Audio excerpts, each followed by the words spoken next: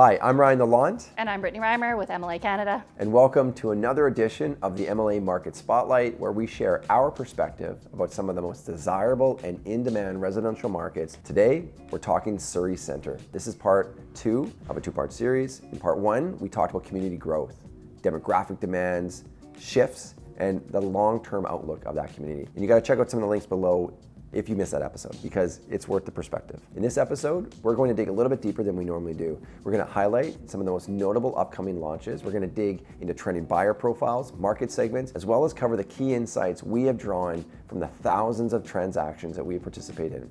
So Brittany, let's jump into it. Surrey Centre has seen this significant residential and commercial development over the past 10 years, and it's really proved to be a key in economic growth and livability within the Fraser Valley. So over the last year, prices across all residential property types in Surrey have increased by 36% and are currently trending at an all-time. Surrey Centre is no exception to this as well. It has seen competitive pricing, particularly with the new launches, which we're going to jump into shortly here. I think the other thing that's really notable is that the city of Surrey is so committed to the growth of the region.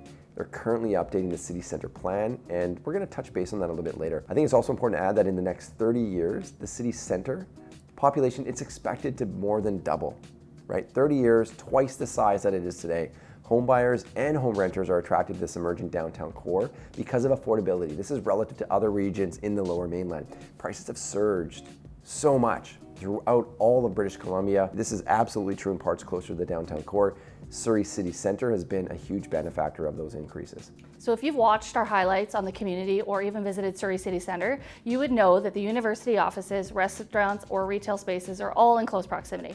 Surrey Centre allows residents to live, work, and play all within the same space, often within the same block. So Ryan, let's jump into my favorite part of this series.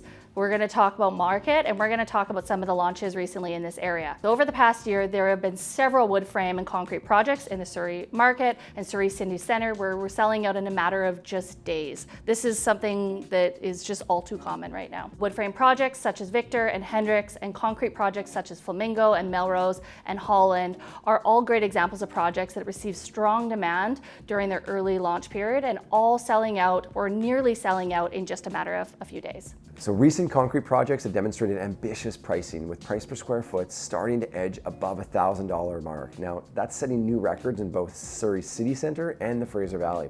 And we no doubt expect that this is going to continue to happen over the coming 12 months. Sales to listing ratios have never been more aggressive. Projects such as District Northwest and Parkway are likely to redefine values within this market. Both are receiving significant attention, and they aren't likely to last long. I think the notion that you shared earlier, projects selling out in moments, sometimes hours. As long as we're in that marketplace, prices are going to continue to soar. Absolutely. So, and while we're talking about pre-sale projects, let's look at some of the upcoming supply. There are 14 approved mid to high density projects that are set to bring over 8,000 new homes to the Surrey City Centre core.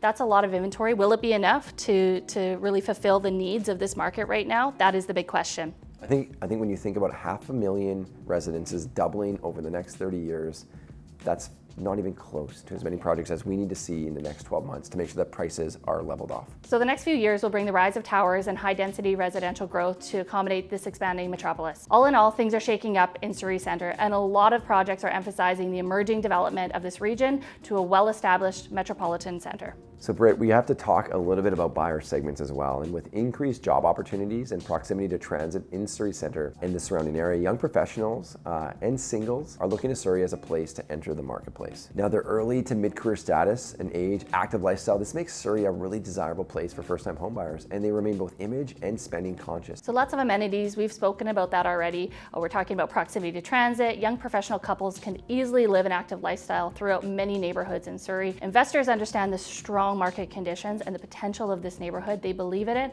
and rental return opportunities are high across the city of Surrey. And those investors really range from first-time investors or experienced investors looking to grow their portfolios. Since Surrey Centre offers such a wide range of opportunities, both in schools, neighborhood amenities, and of course access to transit, it proves a very attractive place for investors, as these are attractive features for renters. So ultimately, with Surrey being one of the more accessible markets in Metro Vancouver, it is an ideal place for investors looking to capitalize on their investment and see appreciation. And I think that that's why you've seen this wave of demand for investors, both provincial and global in perspective, shift its focus from traditional hot areas of demand, which might have been the downtown core, Brentwood or Metrotown, looking a little bit further east, right? Looking for affordability and looking for access to amenities and transit that the rental supply absolutely desperately needs. And it's interesting because we've always seen this trend in the Fraser Valley, and it's something we've talked about in the past, where we have families that have deep roots within the Surrey community, and they're looking to put money into investments for their children and really see Surrey as a great place of the future. And so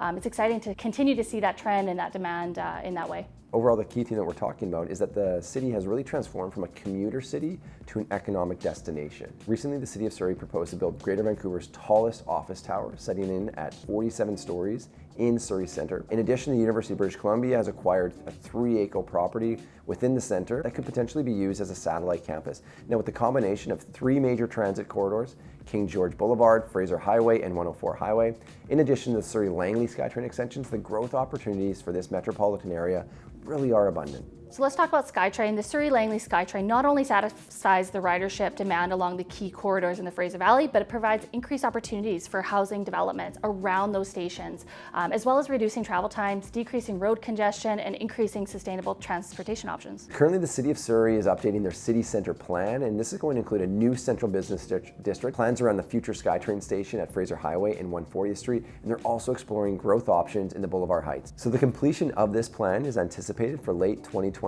and it's meant to be implemented over a planning horizon of 30 years. So they're really thinking long. Furthermore, Surrey is developing a forward-looking climate action plan. Now, this goal here is all about reducing carbon pollution to a net zero community-wide target. Now, that's very, very interesting. Their goal is a 2050 horizon.